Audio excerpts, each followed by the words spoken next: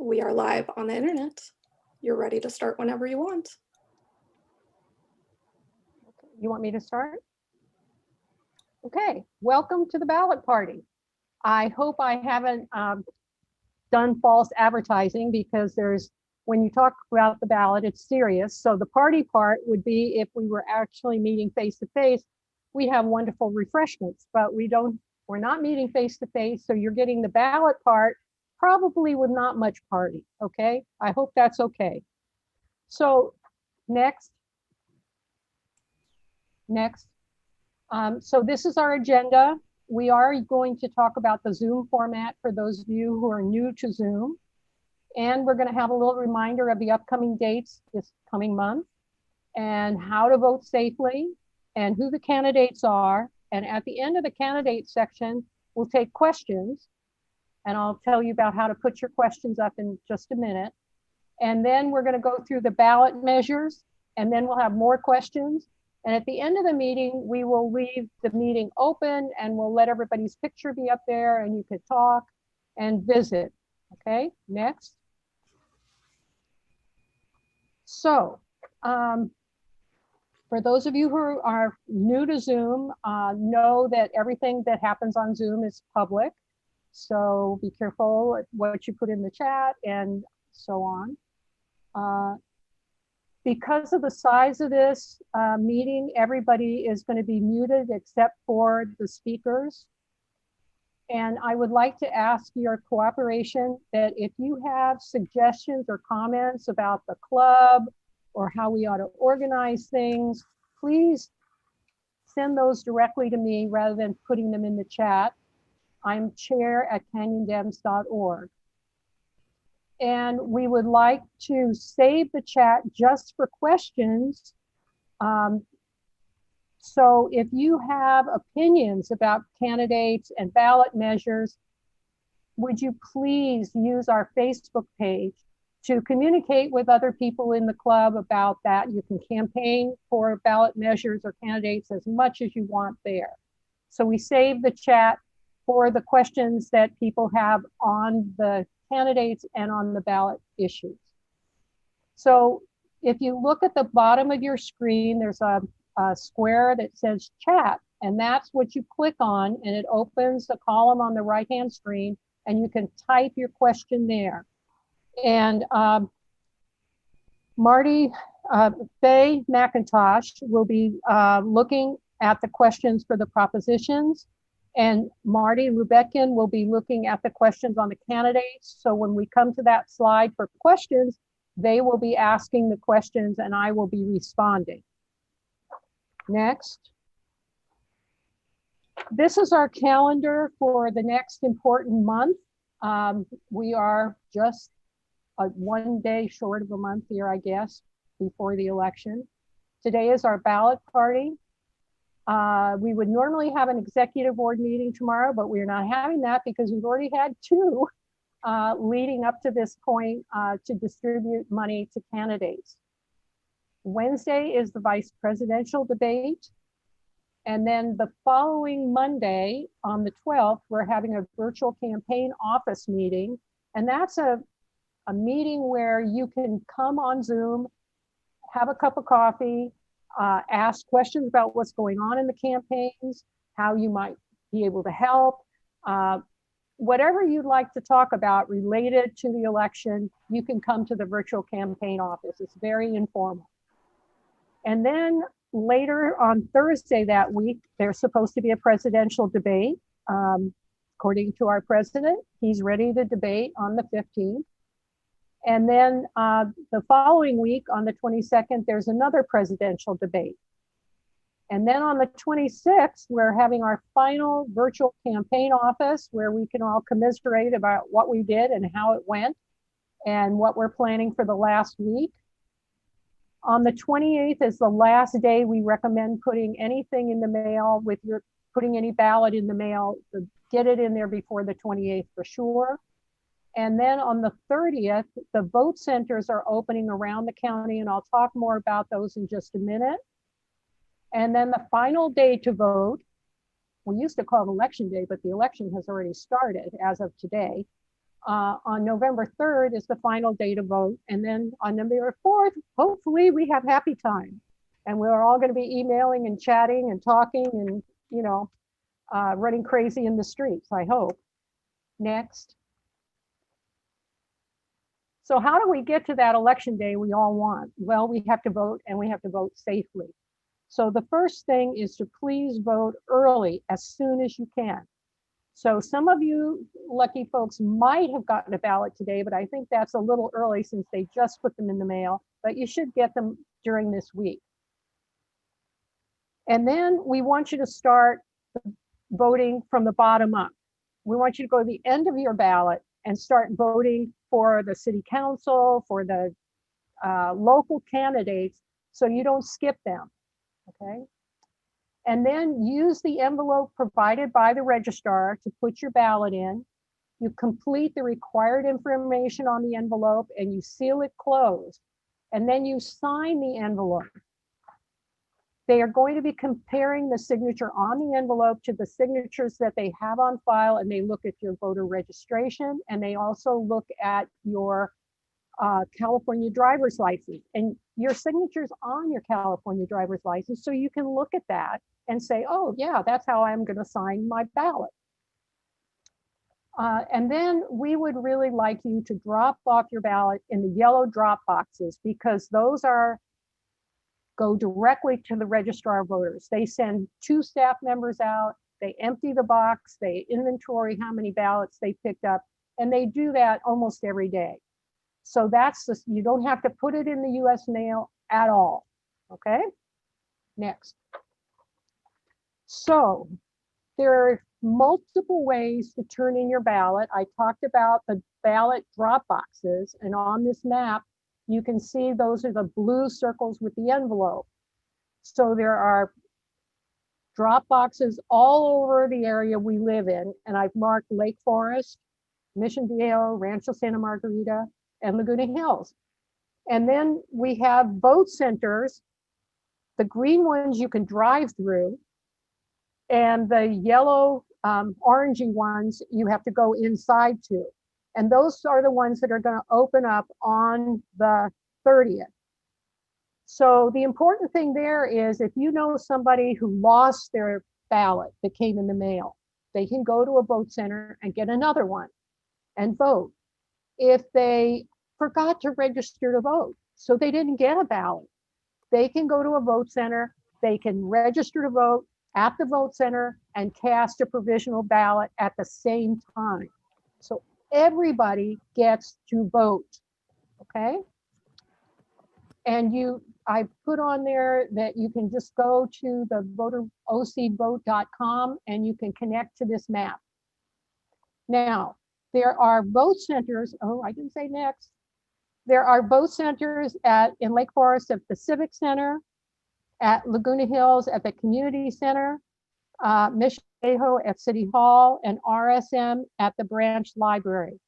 So, and also the list of where these places are is in your voter information guide, the yellow voter information guide that you got in the mail. So there should be no trouble finding them.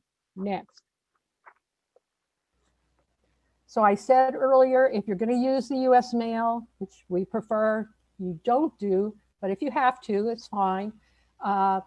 It must be postmarked by election day, but put it in the mail by the 20th, so there's plenty of time to get your postmark and get it to the registrar of voters. You can also drop your ballot off at the vote center, and if you misplace it, you can get another one. You can also have a friend or neighbor or a campaign volunteer turn your ballot in for you, but you will need to fill out the authorization section on the outside of the ballot envelope. And this is something really new and really cool. You can make sure that your ballot reaches the registrar of voters and is going to be counted by going on the website, where's my ballot, SOS.ca.gov, and you can track your ballot, okay? And the great thing about this is if they start comparing the signatures and they think they don't match, they will get in touch with you if you have signed up on this website. So everybody should sign up on that website. Next. So first, we're going to talk about our candidates. Just a Next. reminder, now that we're talking about the candidates, the chat box is just for questions. Thank you, Marty.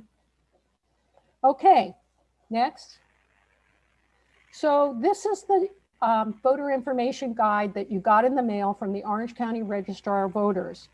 And it has a practice ballot in it just for you. This will be exactly the same as the ballot that you get in the mail. So if you want to, it'd be a good idea to either get your booklet out and turn to the practice ballot on section 12, or you could actually get your actual ballot out if it came. Now, just in case things don't go according to plan, if you don't get a ballot, if you didn't get this booklet, you can call the Registrar of Voters office and they will take care of you.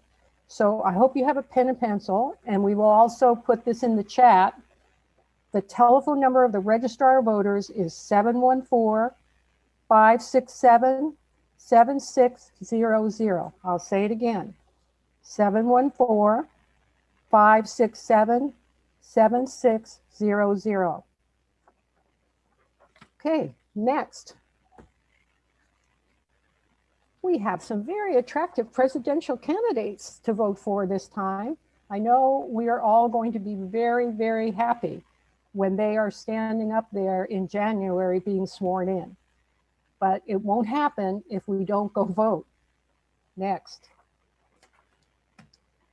This, I hope you've all seen this before. It is our official Democratic candidates list that the Canyon Democrats puts together. Looks the same as the one we had 2 years ago.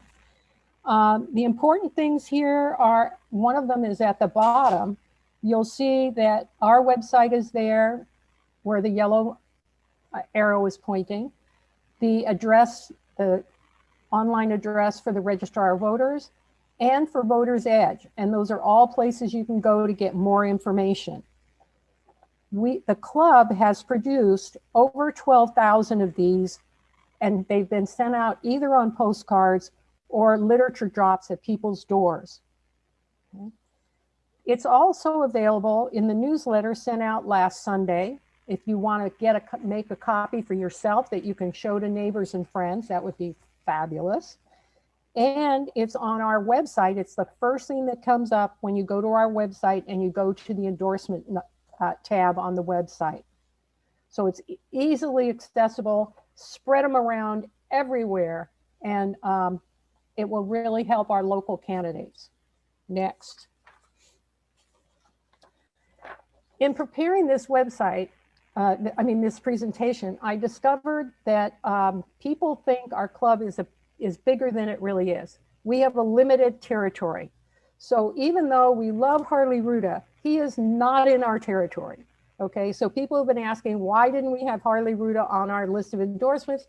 It's because we don't canvass in his area, we don't phone in his area, we don't do any of those things. We leave it up to the clubs in that area, and they do a fabulous job. We have 2 congresspersons that cover our area. Mike Levin in the 49th is down in Southern Orange County. We have just a little piece of him in Mission Viejo, behind the Mission Viejo Mall. And then we have Katie Porter, the fabulous Katie, who covers all of our club and goes all the way up almost to the 91 freeway. Next.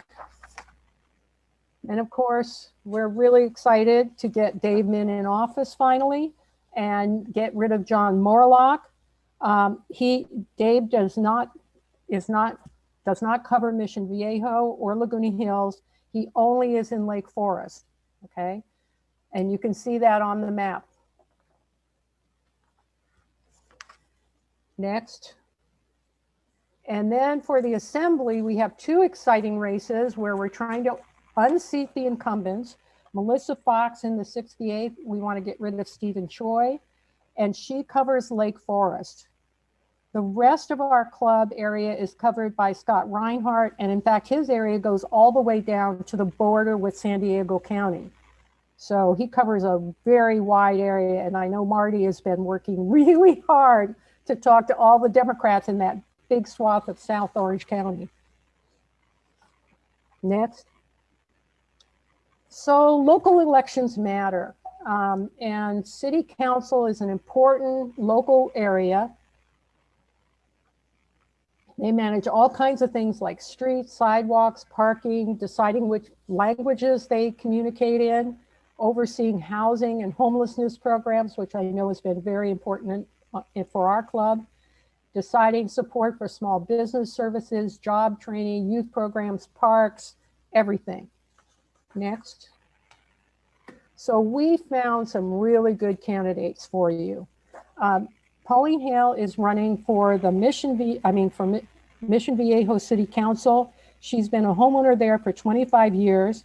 And we are asking you, even though there are 2 seats up, we want you to only vote for Pauline Hale. We want to be absolutely sure she gets elected. She has been endorsed by the Democratic Party of Orange County, Women for American Values and Ethics, Women in Leadership, National Women's Political Caucus, and People for OC Housing. So if all of us Democrats vote for one person, we can assure she's going to win. If we vote for a second person, that person may beat her, and we don't want that. Next. And then in Rancho Santa Margarita, we have 2 great candidates. Beth Schwartz is a nurse for the Orange County COVID team working with homeless individuals. She also teaches nursing at Azusa Pacific, and she's been endorsed by the Orange County Democratic Party and, of course, our club. Women for American Values and Ethics, People for Housing OC, and the Democratic Women of South Orange County. Next.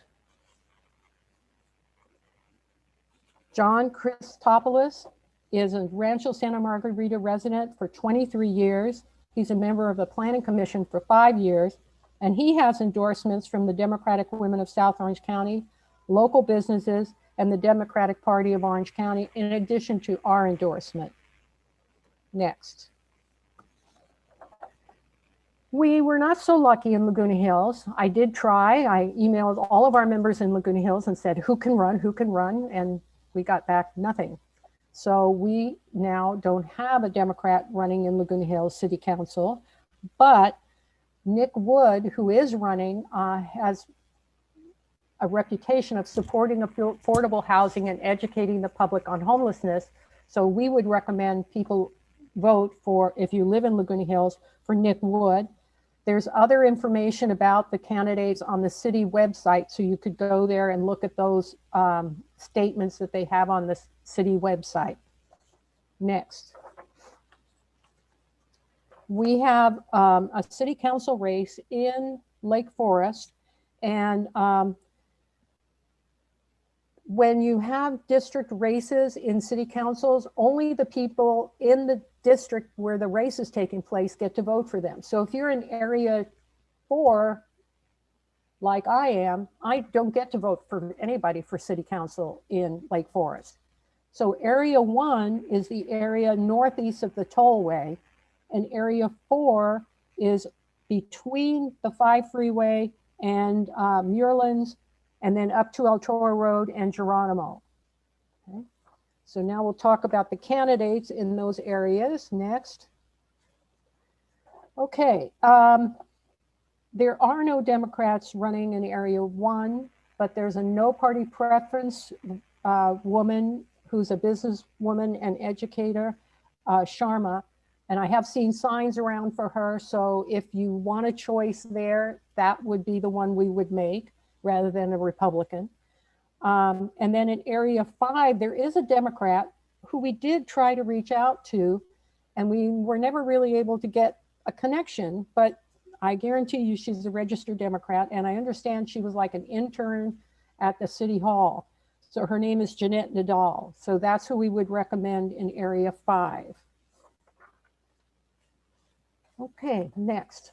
Now we're going to move on to school boards. School boards are very important, as I know, because I used to be on one. Uh, a lot of everything that goes on in those schools is impacted by who those school board members are. They don't actually teach or run schools, but they help to set the policies for the district. So they decide how to respond to the pandemic. Are they going to have distance learning or in person? Decide whether to invest in teacher aides or computers or internet.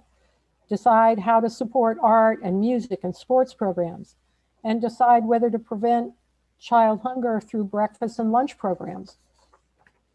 Next. So once again, this election is by district. So if you live in District 4 or District 2, you would be voting on people. District 4 runs from Trabuco up El Toro Road to the northeast.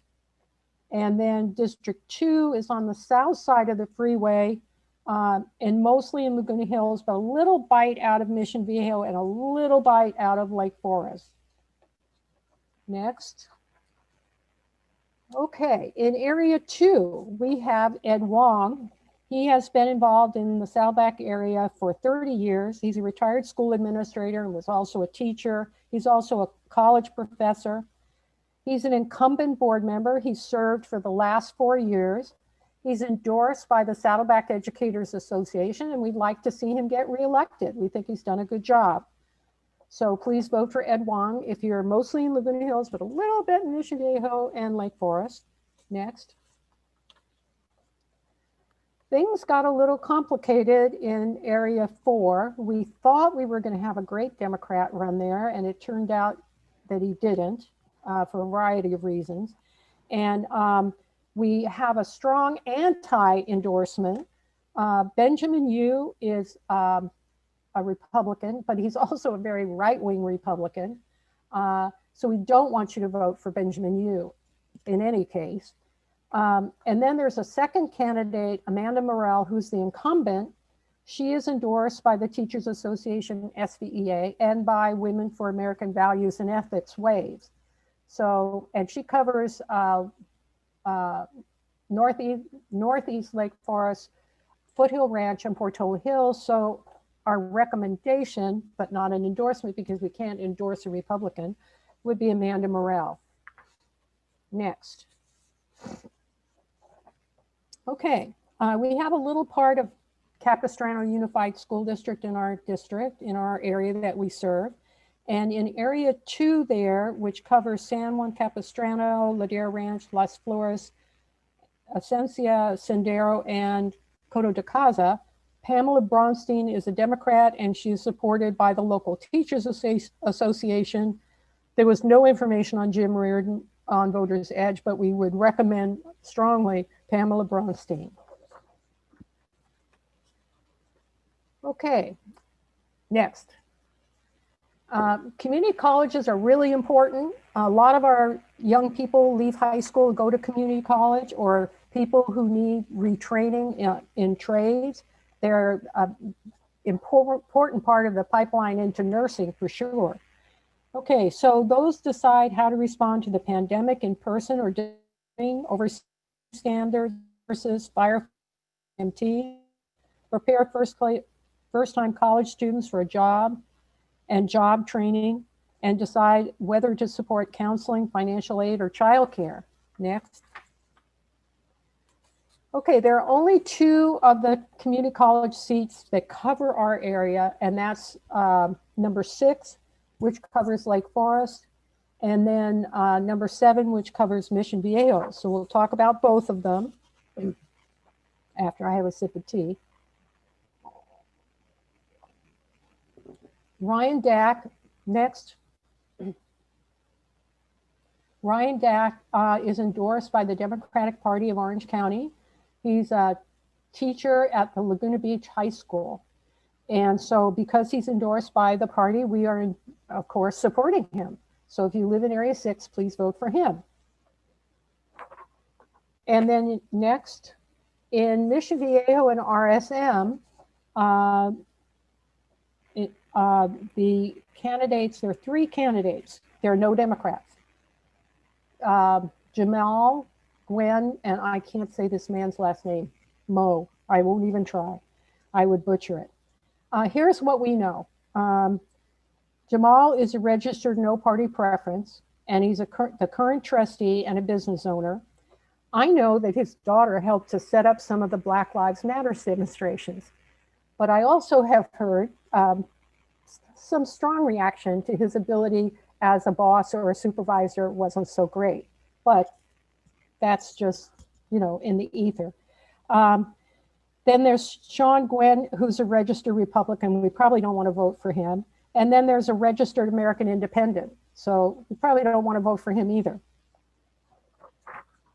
Next. Water. Important. We all need it. And it's getting more expensive too, I noticed. So they plan and prepare for droughts.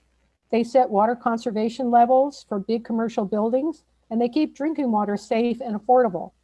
Next. So there are two types of water districts I learned in looking this up. There's wholesale districts and retail districts. The wholesale districts import water from Northern California and the Colorado River, and the Metropolitan Water District covers all of Orange County except for Fullerton, Santa Ana, and Anaheim. And then there are retail water districts, such as the Santa Margarita Water District. So in the Santa Margarita Water District, Charles Gibson is the incumbent, and he's endorsed by Megan Yu. Frank Uri, who's running against him, oh my gosh, Frank Uri's been running against Democratic candidates since I was a 30-year-old teacher. So he's a longtime activist for the Republican Party.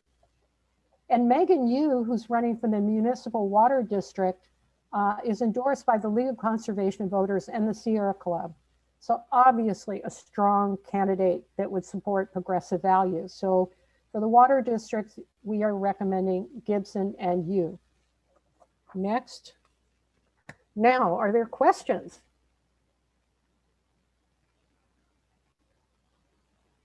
There was a question about the South Orange County Community College District Area 1.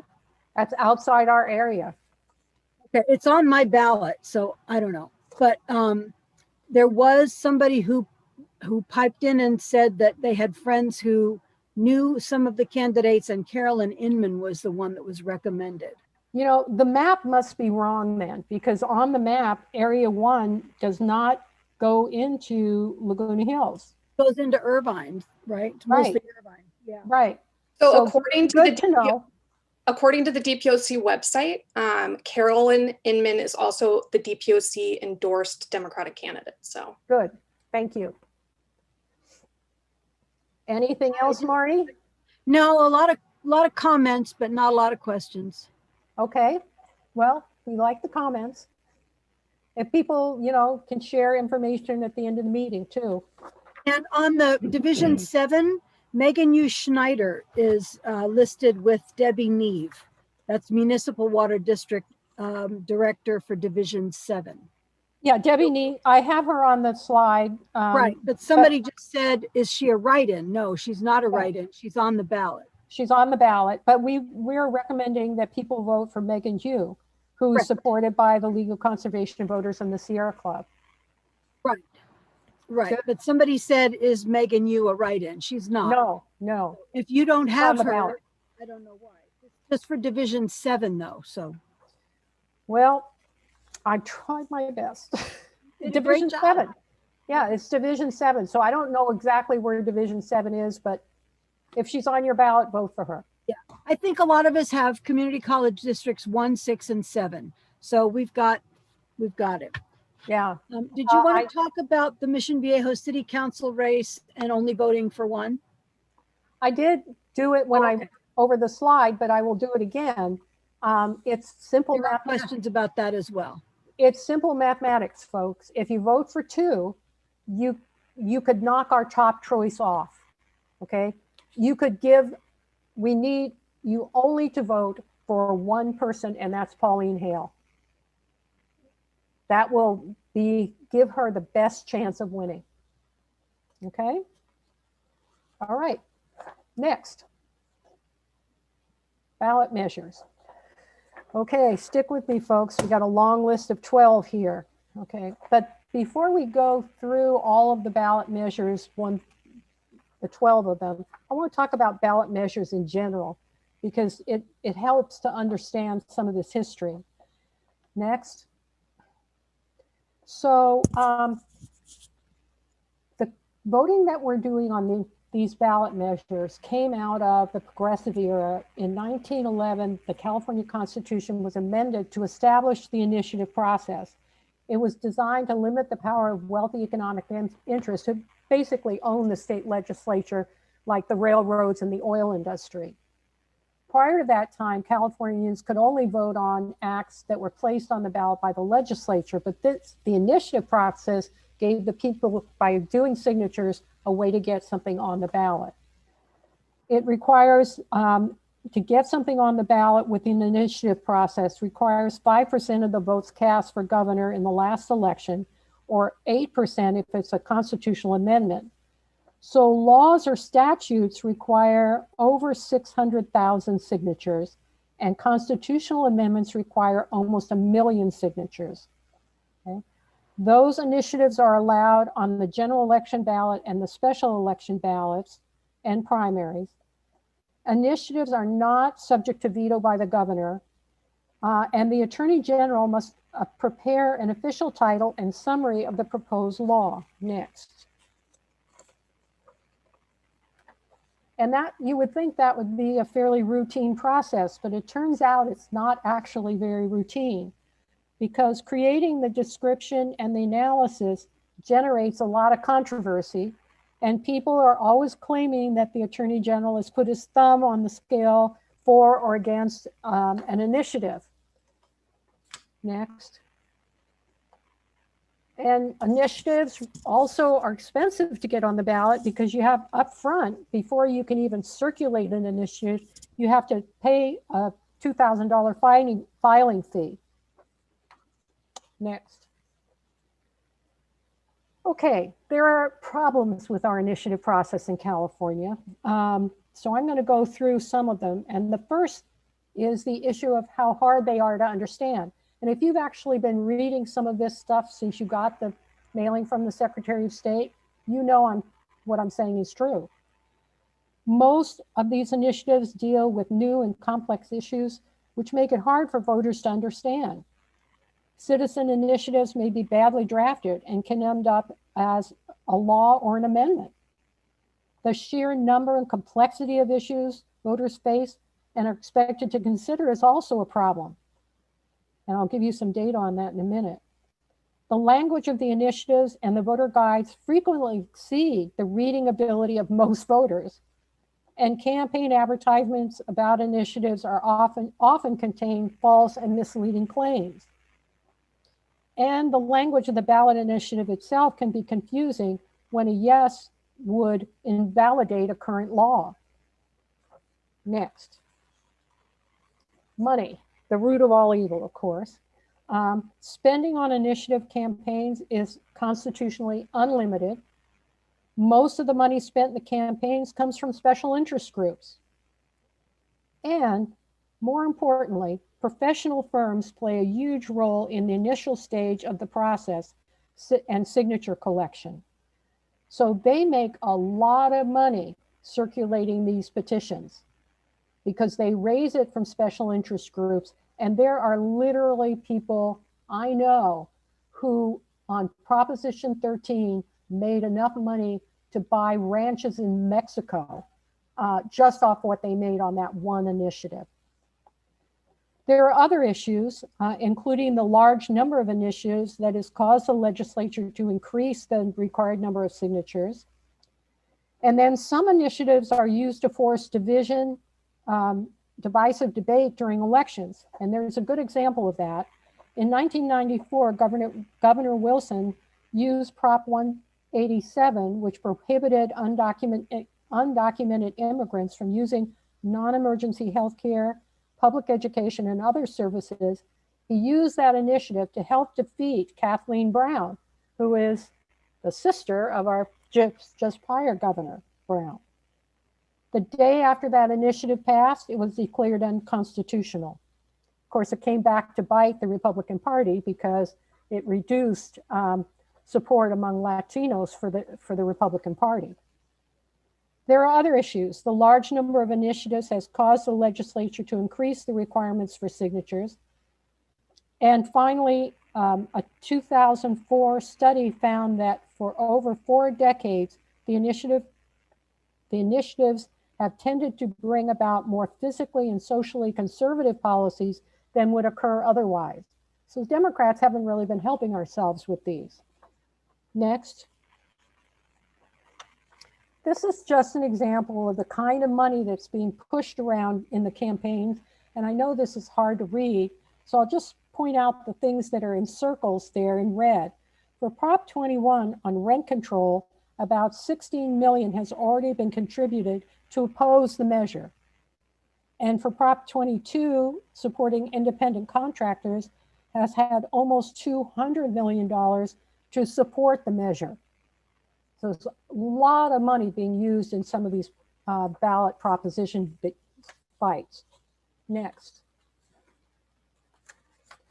The interesting thing is, if you look at this chart, many more ballot initiatives are circulated, those are the round circles, then qualify, which means they get on the ballot. And even after they get on the ballot, even fewer pass. So you have to ask yourself, why would we continue to have more and more of these ballot propositions being circulated if they're always losing? Well, the reason is that these firms are making a lot of money on the circulation process. Next. This shows the number of ballot initiatives that have been on the ballot. The blue line was 2016. 2014 is the light blue. The yellow is 2018. And luckily this year we had fewer than in previous years, which is good news because that means my voice might last to the end of this PowerPoint. Next. Okay, as I said before, few that make it to the ballot are actually approved. So only 35% of them were approved between 1912 and 2017. Next. And we can't talk about propositions without talking about Proposition 13, because what you will find as I talk about the initiatives that are on the ballot this year, a lot of them have echoes in or reactions to previous initiatives that were on the ballot. So Prop 13 was on the ballot in 1978. It was called the People's Initiative to Limit Property Taxes. It capped the property tax increases. It won by 62.6% of the vote. And there's an example here from the LA Times of why it passed. Because a lot of people who had more fixed incomes were seeing their home values go up very quickly, and they weren't able to keep up with the property taxes. So it passed, Prop 13. Sounds like a good thing, right? Next.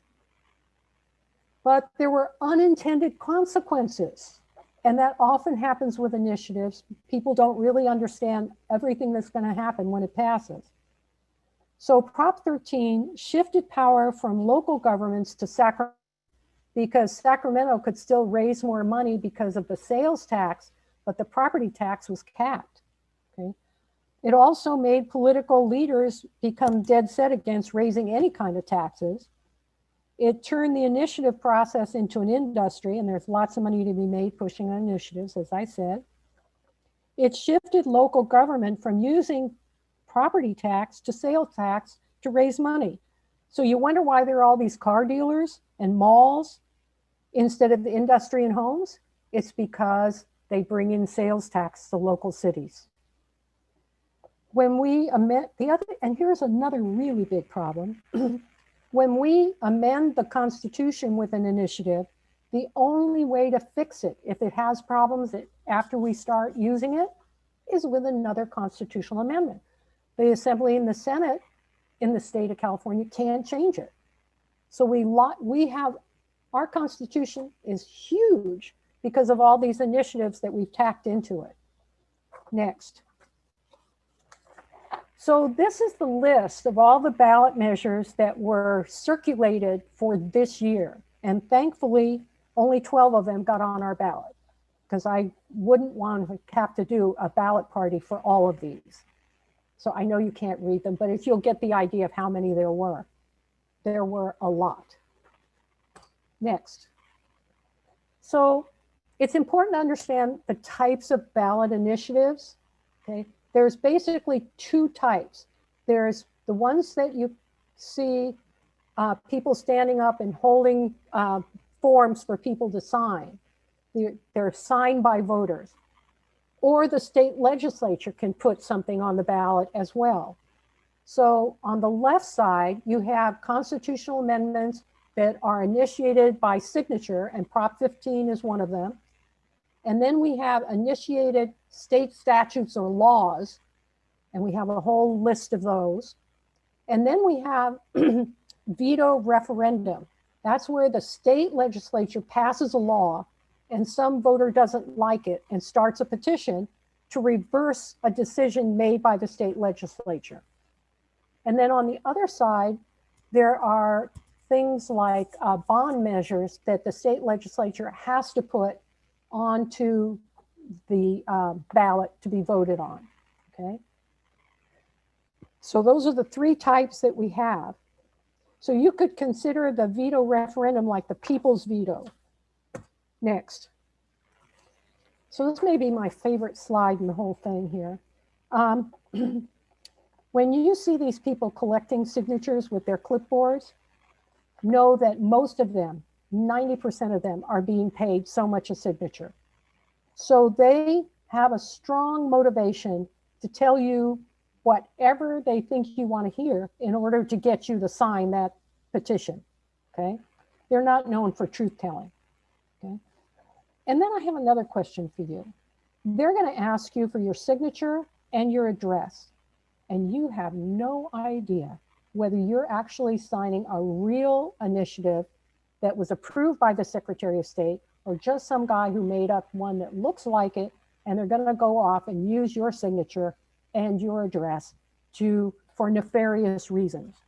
So, you know, you got to ask yourself, why are you signing that?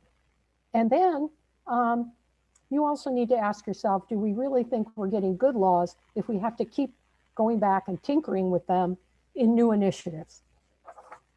Something to think about. And if you think there are too many initiatives, it's under your control. If you don't want to see a lot of initiatives on the ballot, quit signing the darn things. Next. Okay, so now we're getting down to brass tacks. So you get this booklet in the mail, and then you get your ballot, and there's like 36 pages in the state booklet that explains all these, and you look at it and you say, I'm not doing this. There are better things I can do with my time.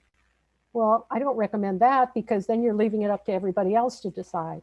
Or you could ask your mom or your spouse. I was once both of those things, and I'm happy to tell people what to do. But the smart thing to do is to use your official voter information guide. And what I recommend, if you're not willing to read all the legalese, is I look at the people who are listed as making the arguments in favor or opposed to the proposition. Are there organizations or people who you recognize that you know are legitimate organizations you usually agree with? Are they progressive organizations? Okay. The other thing you can do is read the quick reference guide, or if you're really compulsive and you have nothing better to do, you can read all 93 pages of the voter guide. Or you can just get recommendations from the Democratic Party of Orange County, of California, and we have those on our website under endorsements. Next. And this is what it looked like when we got the report from we put in the reds and greens to make it easier. These are how the state party voted on each one of these initiatives, and it's on our website, so you can see it. I'm going to talk a little bit about Prop 24, because Prop 24 was one where the state party did not make a recommendation. Next. Okay, so this is the voter guide that you got from the Secretary of State. So if you threw it away, it's online. So you can actually get it again if you need to. It looks like a badly printed newspaper. Next. And inside you'll find these quick reference guides of what each initiative is about and the arguments for and against it and who's supporting and who's against it. Next. Okay, so Prop 24 is the one on consumer privacy. I'm going to show you here on this slide how my suggestion would work, okay? The interesting thing is in all the voter guides, they have pro and con, the argument pro and con. But on your ballot, it says yes and no. So moving forward after this slide, we're just going to use yes and no because that's how you vote, okay? So if you look at this and you look at the no side, the first thing I see is ACLU, okay? And I have a lot of respect for the ACLU because they're a longstanding organization. I generally agree with them. I see the Consumer Federation of California, and I see Dolores Huerta, okay, who's a famous labor leader. All of us progressive Democrats know. So right now, just looking at this, I'm not sure why Alice Hoffman and the NACP is voting the way they are on a lot of these initiatives. I'm a little suspicious about that, but anyway, I don't have my mind quite made up yet. So next. So I started just skimming through some of the text about the pros and cons, and I discovered that it would create a new agency that costs $10 million annually. And it would create a conflict between the new agency and the Department of Justice because some of their lines of responsibility aren't clear quite. It would give the tech businesses new ways to collect your private information. And it sets up a pay for privacy scheme where if you want more privacy protection, you have to pay, not everybody gets it automatically. And then I read the LA Times. And it says the current law and Prop 24 are extremely technical in nature. The proposition also is no model of clarity. So, okay, the LA Times understands that I probably don't understand this. I don't understand all of it. But then if I don't understand all of it, why would I vote for it? Next. So the Adler rule is, when in doubt, it's simple, vote no, okay? So now we're gonna go through all the propositions and we will look at each one and see who supported it, who was opposed to it, and so on. Next. Okay, in the upper right-hand corner, you'll see boxes, a green or red, that line up with the green and red I showed you earlier. And this is the California Democratic Party recommendation, votes yes. This is a proposed bond. It is a bond for medical research. Back in 2004, California voted a bond of $5.5 billion. It was a general obligation bond because the federal government had cut off funding for stem cell research. This is when some of those conservatives were running the things in Washington, D.C. And so we set up this organization to fund research in California. And this bond would authorize another $5.5 billion on top of the 5.5 that they've almost all spent. It would dedicate some of it for brain research disease, and it would cost the state about $260 million per year over the next 30 years. So the people who are saying yes to this are cancer research people, diabetes research people, and a chair from Stanford University. The no people are 2 MDs with no affiliation shown, so that doesn't tell you much. But then the LA Times weighed in and said, now is not the time for a huge new investment in specialized medical research. Future proposals should include a far more modest ask for taxpayers, as well as fixes to the structure and inflated size of the governing board, which should also be placed under state oversight like other agencies. So the LA Times is not saying don't ever give money for research, but they're saying the way this research is being governed is not appropriate, okay? So you can decide to listen to the state party or the LA Times because they're on opposite sides. Next. So now we're going to ask you to vote on this initiative. And we're going to put up a poll and we'll see how everybody on the call thinks you might vote. You don't have to make, you can change your mind after you read something tomorrow or whatever, but we'll see what happens.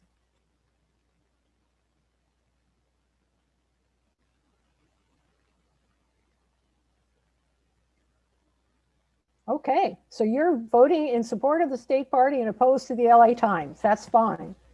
Okay? All right, 76% yes. Okay, next.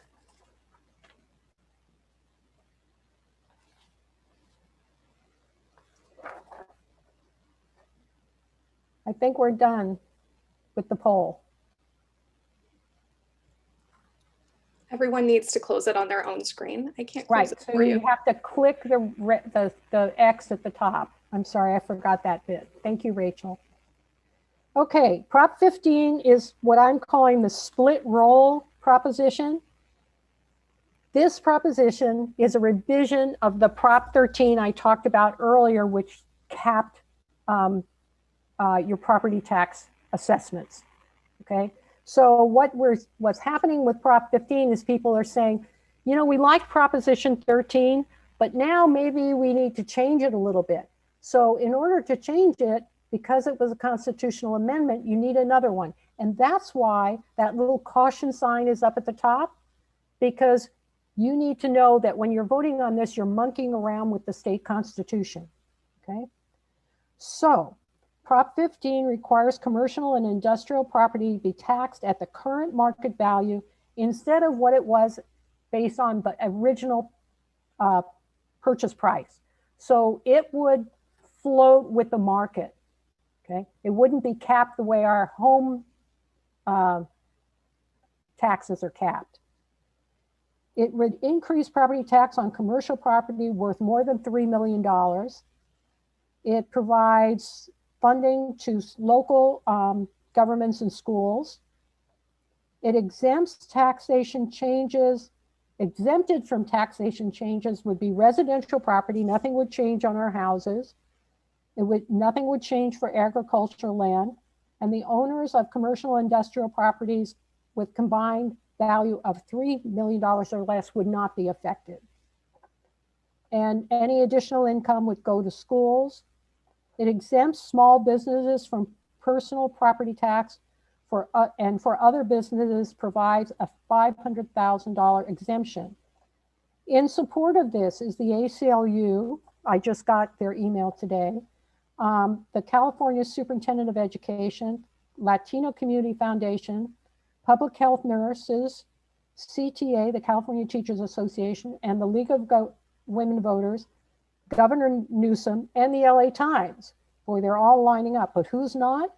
The Howard Jarvis Taxpayers Association, which brought you the original Proposition 13, and the California Conference of the NAACP, I don't know, and the Small Business Association. So, do we want to revise Prop 13 or do we not? And the other thing you need to know is that a lot of these big corporations have been playing funny with how they do sales. So instead of having one new buyer, they have a whole bunch of new buyers, and they say it's really not, it hasn't changed, the ownership hasn't changed, so we still get the old rate that when we bought the land. So the corporations are playing with it. Okay, so we want to think next. The LA Times really weighed in on this one, so I did a separate slide on it. And they said that this initiative is the most consequential measure on the ballot. They say we have a wildly unfair, lopsided property tax system that starves local governments. And it hurts those starting new businesses because the new businesses have to buy the property at the higher current rate, and they're competing against these people that have been in business for 10 or 15 years and have really low tax rates. So Chevron, Intel, and IBM own land whose assessed values are still based on 1995 values, while nearby properties are assessed as much as 50 times higher. It would create a more competitive business environment and keep California on the innovative edge. And we have to deal with our crumbling roads, under-resourced schools, and inadequate social services that can be traced to Prop 13. And it gives power to the legislature to implement, to delay implementation as needed because of the current economic crisis. Next. And I love this little ad. It was so cute. I had to put it in here. Prop 15 specifically exempts all businesses operated out of homes. So if you have a home business, you would not be impacted by Prop 15. And next, we're going to vote. Yes or no? Do you want to revise Prop 13 and have more money for local?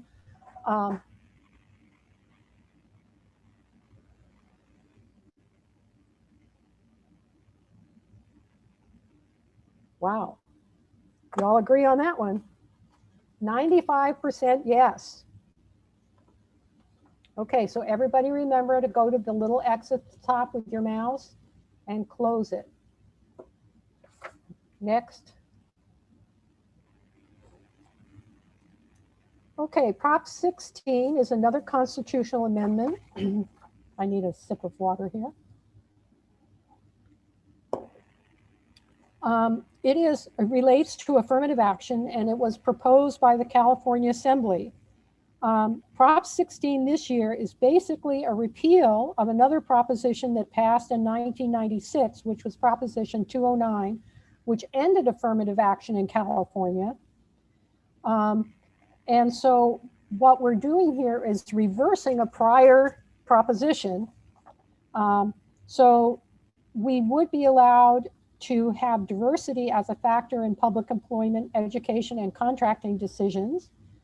If approved, the measure would repeal 209.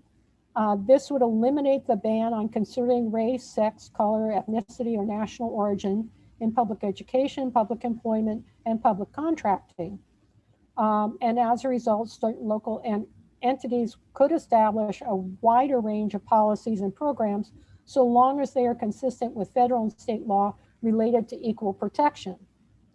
So the yeses in this group, I just got an email from Betty Yee supporting this proposition, which kind of surprised me because sometimes Asian groups have not liked affirmative action.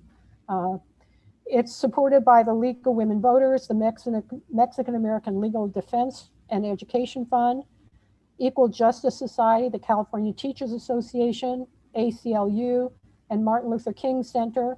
The LA Times said, if you want to live in a country that better reflects our national narrative of equal opportunity, that we have to build it. That means using the right tools such as affirmative action, and they are strongly in favor of Prop 16. So folks, what do you say? Next. Okay, so vote on Prop 16.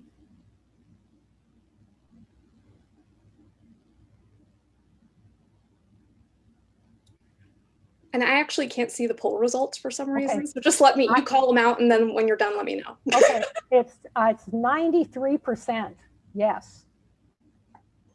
Okay. All right, so remember to close it with the X, and then we can move on. Next. Okay, this I call the Right to Vote While on Parole initiative. It restores the right to vote after completing your prison term and allows people on state parole to register to vote. And because the state law allows registered voters to run for election, it is possible that somebody could run for office who was still on state parole. Okay. The League of Women Voters is in favor of this. The Californians for Safety and Justice, Assemblymember McCarthy, the ACLU, Governor Newsom, and Vice presidential candidate Kamala Harris, and the American Probation and Parole Association. The people opposed are Victims United, State Senator Nelson, Election Integrity Project, and the chair of the State Board of Prison Terms.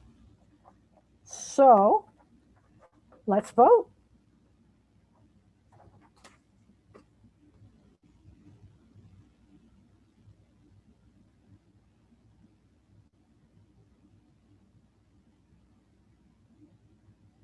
They're coming in still.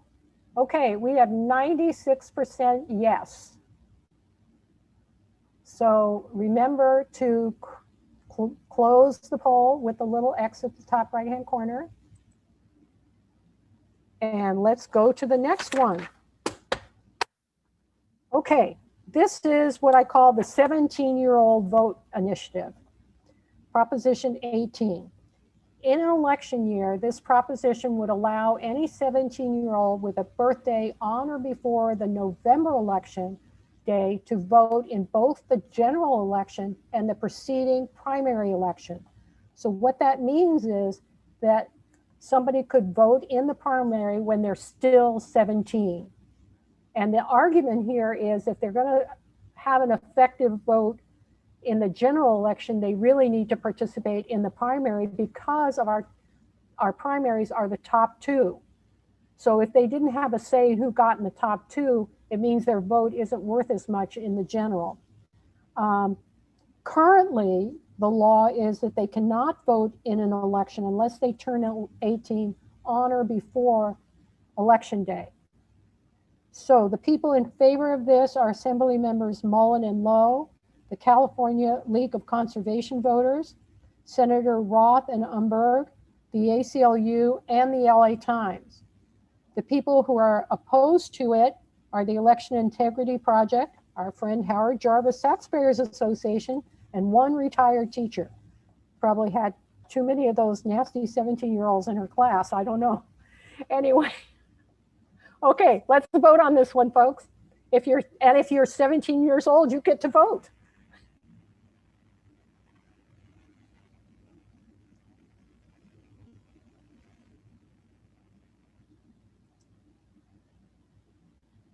Okay, we have 93%, 91% in favor. Okay, moving on. Prop 19. This is what I'm calling the transfer of tax base of your home, taking your tax base with you when you move to a new home. It permits homeowners who are over 55 or severely disabled or whose homes were destroyed in a wildfire or disaster to transfer their primary residence property tax base, that means your Prop 13 base, to a replacement residence of any value anywhere in the state. It limits the tax benefits of certain transfers of real property between family members and expands the tax benefits of transfers for family farms, and it allocates most resulting revenue or savings to firefighter protection. That's why you've seen the fire trucks and the firemen supporting it. It is supported by the California Professional Firefighters, Californians for Disability Rights, California Senior Advocates League, Black Small Business Association of California. It is opposed by Assemblymember Cooley, Senator Bates, Howard Jarvis Taxpayers, and the ACLU, I just found out. And it's opposed by the LA Times. Prop 19, they said, is a cynical, unwelcome melding of good and bad tax proposals. Voters should reject it. 19 would just expand the inequalities in California's property tax system. So, the state party supports it. The LA Times is against it. The ACLU is against it. Your call. How are you going to vote?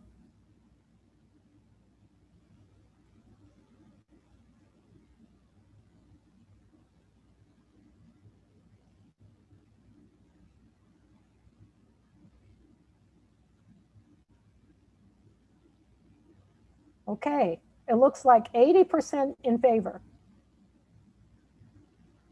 Okay, remember to close your poll and we will go on. Okay, Proposition 20.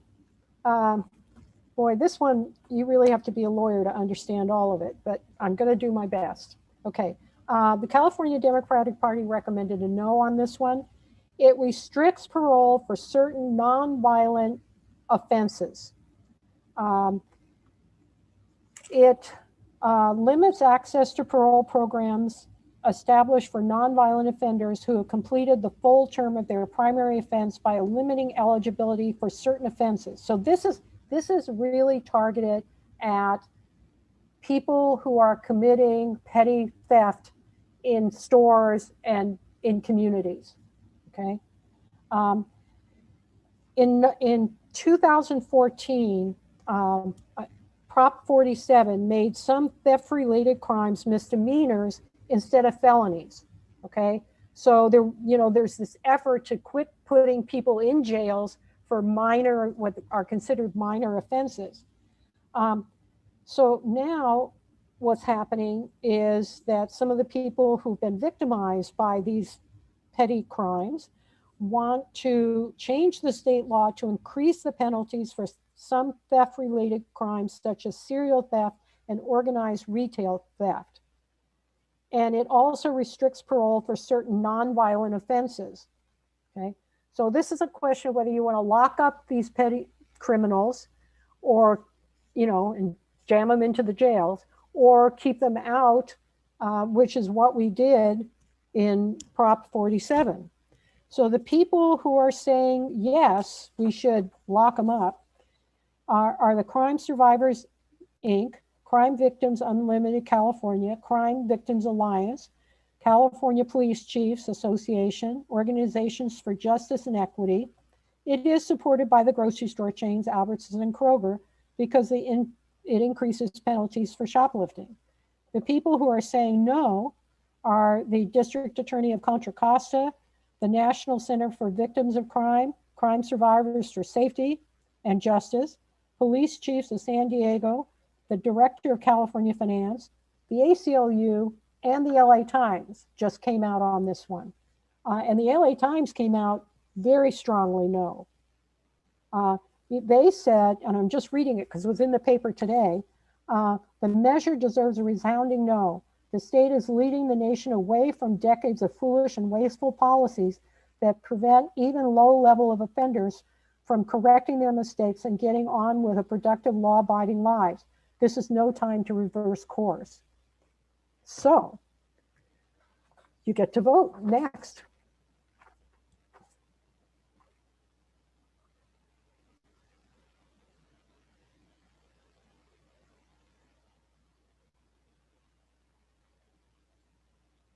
Okay, it's 96% no. So we can end the poll and close the poll, click the X, and go on to Prop 21. Only a couple more to go. Okay, rent control proposition. Okay, this would allow cities and counties to apply rent control, which they've been doing with apartments for a long time, to more properties under the current law. Specifically, cities and counties can apply rent control to most housing that is more than 15 years old. It includes homes for people with 2 properties. So if you own only 2 homes, it wouldn't apply to you. Cities and counties can limit how much can increase rents when a new renter moves in. Communities that do so must allow the landlord to increase rents by up to 15% during the first 3 years after a new renter moves in. So the people who are in favor of this are Dolores Huerta, Kevin De Leon, the AIDS Healthcare Foundation, San Francisco Democratic Party, Social Security Works and Consumer Watchdog, and the ACLU.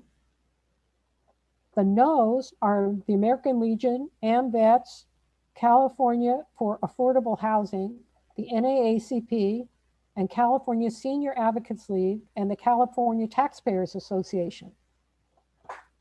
So, okay, you get to vote.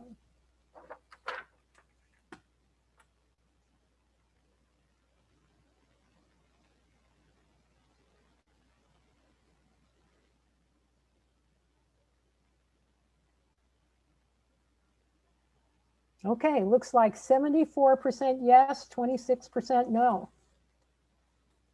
Okay. Let's close it and go on to Prop 22.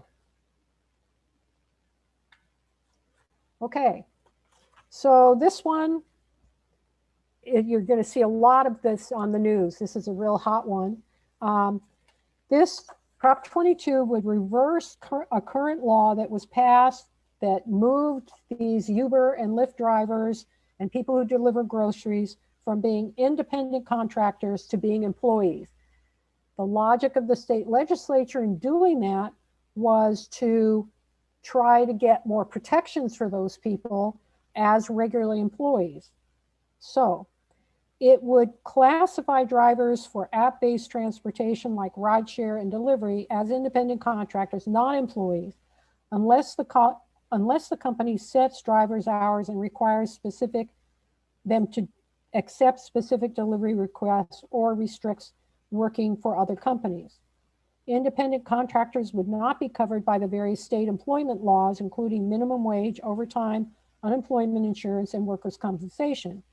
Instead, independent contractor drivers would be entitled to other compensation, like including minimum earnings, healthcare subsidies, and vehicle insurance. The advertising money in favor comes from Uber, Lyft, and DoorDash. Next. So the yes on this are the California Small Business Association, the Independent Drivers Alliance, the NAACP, and the Hispanic Chamber of Commerce. The no on this are Lyft drivers, Black Women for Wellness, and the ACLU. And the LA Times says voters should demand a better, broader answer from Sacramento. The sub-minimum wage floor that the propositions would set under drivers' earnings is unacceptable. And this underlined part is really important. And the proposition would bar the legislature from making any changes to its term without an all but impossible 7/8 majority vote. Okay. So, do we want to stick with the law that the state legislature passed, or do we want the law that the Lyft and Uber people wrote? That's the choice. And you get to vote.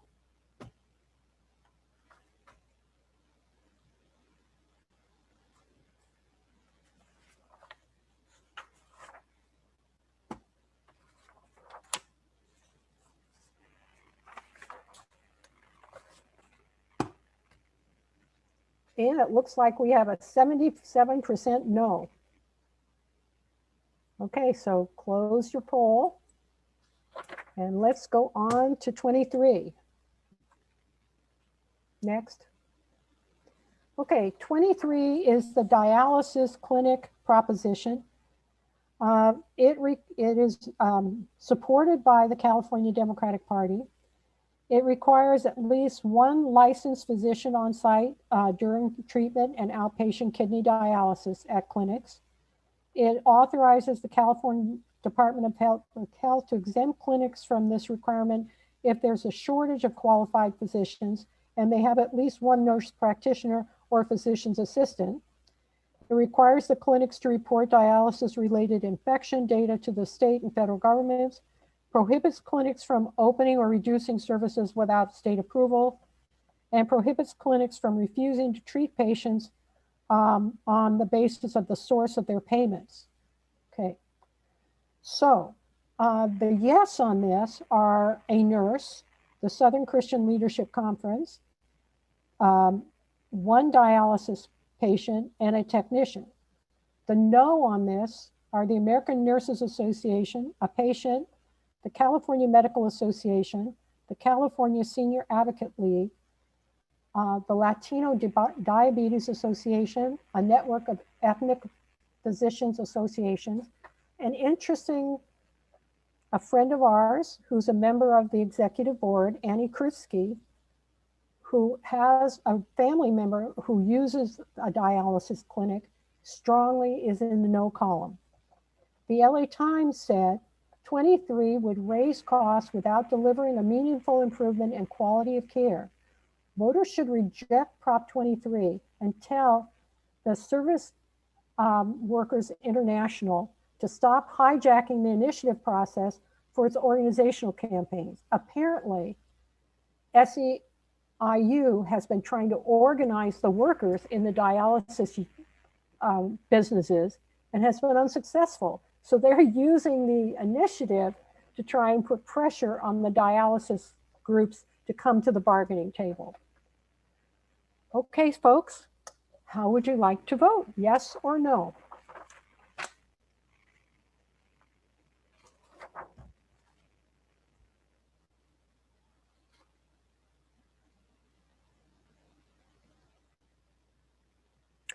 Okay, we have 84 no. 84% no. And we've got one more to go. Almost there. Okay, Prop 24. Oh no, we've got 2 to go. No, 1. Yay. Okay. What did I do? I skipped ahead. No, we've got 2 to go. I'm sorry. Oh, this is a hard one. Data privacy. This one, the California Democratic Party made no recommendation on, but then the Orange County Central Committee voted to endorse it. So this is a complicated one on data privacy. This proposition changes which businesses are required to meet consumer data privacy requirements. These changes would generally reduce the number of businesses required to meet the requirements. For example, consumer data privacy requirements currently apply to businesses that buy and sell or share for businesses purposes the personal data of 50,000 or more customers' household or devices annually. The proposition no longer counts devices and increases the annual threshold to 100,000. So what would happen here is if you were a business that had under 100,000, you'd no longer be covered by the data privacy laws the way they were prior to this proposition. So the people in favor of this are Common Sense Media, the NAACP, California Consumers for Privacy, and the LA Times, which said 24 would set a solid foundation for online privacy rights in California while leaving the door open for the legislature to add more protections. Vote yes on 24. The no on 24 people, okay, are the ACLU, the California Alliance of Retired Americans, Color for Change, Californians for Privacy Now, the Consumer Federation of California, Dolores Huerta, Color of Change, ACLU of California, I said that twice, sorry, on California Small Business Association, the Council on American Islamic Relations, the California Nurses Association, the League of Women Voters, as well as 16 editorial boards across the state. Okay, so you get to decide. Do you want to give the tech companies more leeway or keep the way we have it now? If you want to keep it the way we have it now, you got to vote no. If you want to change it, you got to vote yes.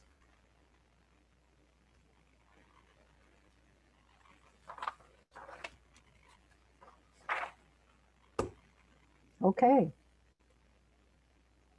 87% no.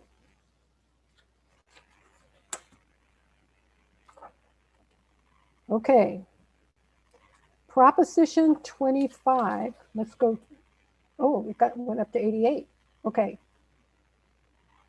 Let's go on to Prop 25. Proposition 25 is a veto referendum.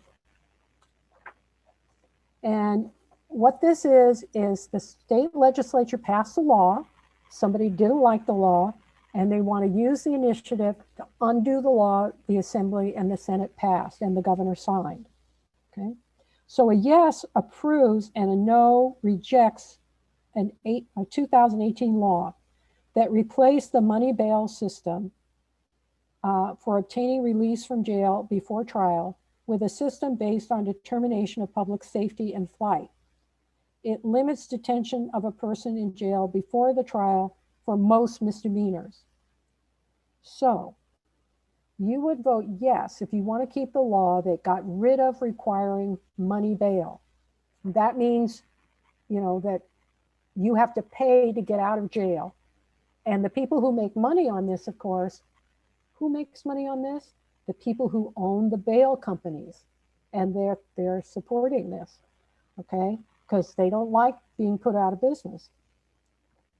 So the people who want yes are Californians for Safety and Justice, the District Attorney of Contra Costa, Mental Health of America of California, California Legislative Black Caucus, County Public Defender, the Western Center for Law and Poverty, and the LA Times.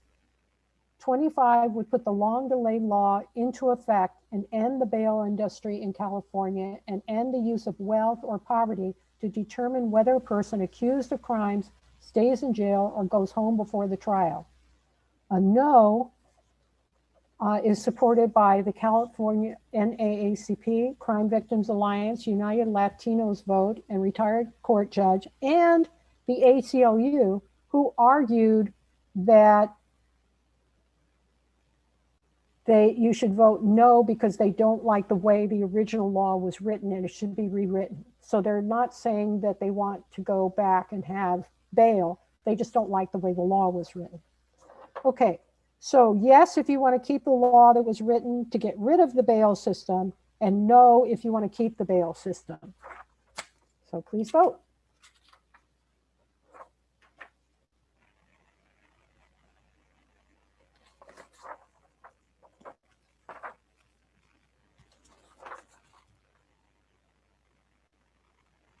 So yes, we're going to get rid of the bail system. Yay.